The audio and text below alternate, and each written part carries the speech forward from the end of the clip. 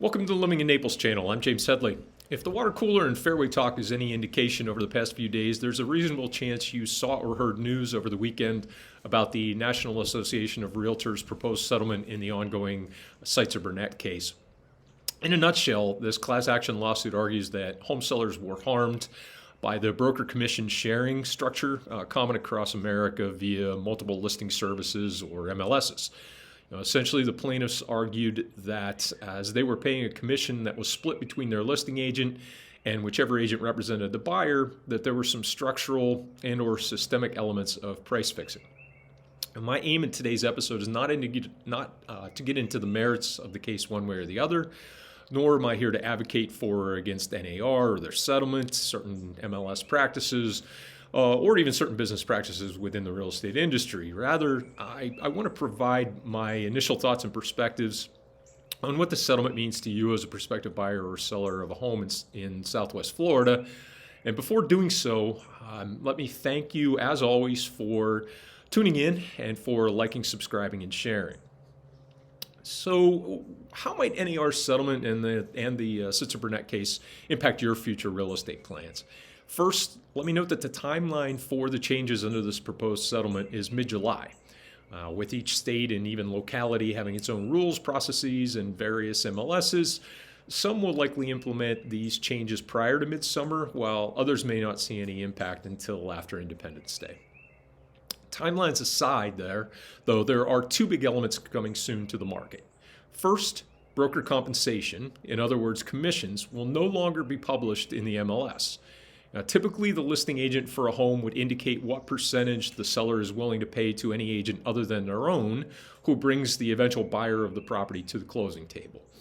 The commission rate has always been negotiable, but I've typically seen ranges from 4 to 6% personally and professionally for what it's worth. This is the total commission paid by the seller upon closing the sale of their home. In the majority of cases, the brokerages representing the seller and the buyer split that commission percentage evenly, so say 3% to each side on a 6% total commission rate. Going forward, this percentage to be shared will no longer be a part of the MLS, and the expectation is that individual brokers and agents are free to negotiate it directly with each other. From my personal perspective, I can see this getting very cumbersome and potentially raising some challenges. Will some buyers brokers be motivated to only show those homes that they are able to negotiate an adequate commission share agreement up front on? This runs counter to the NAR Code of Ethics, to be clear, but how much of a leap is it to think that there might be even some subconscious playing of favorites when it comes to properties, pending how different listing agents and brokers handle this change? The second NAR MLS rule change coming is that buyer's agents will be required to enter into contractual arrangements, so-called buyer-broker agreements, with their buyer clients.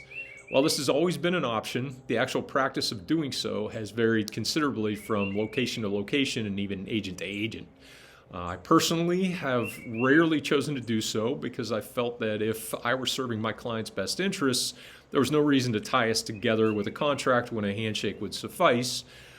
If the client felt like someone else could do a better job selling their home or finding them a new one, I certainly wasn't going to try to prevent them legally from doing so either. Now, with this new rule and the potential that the first rule change may lead to sellers lowering their commission percentage since it is no longer serving as an advertised enticement for other agents to bring buyers, the likely result will be buyers agents entering into these agreements and setting minimum compensation levels. For example, in a market where, say, 5 to 6% commission rates are or had been typical, a buyer's agent may enter an agreement with a client whereby the client agrees that the agent will be compensated at least 2.5% of the eventual property sale price.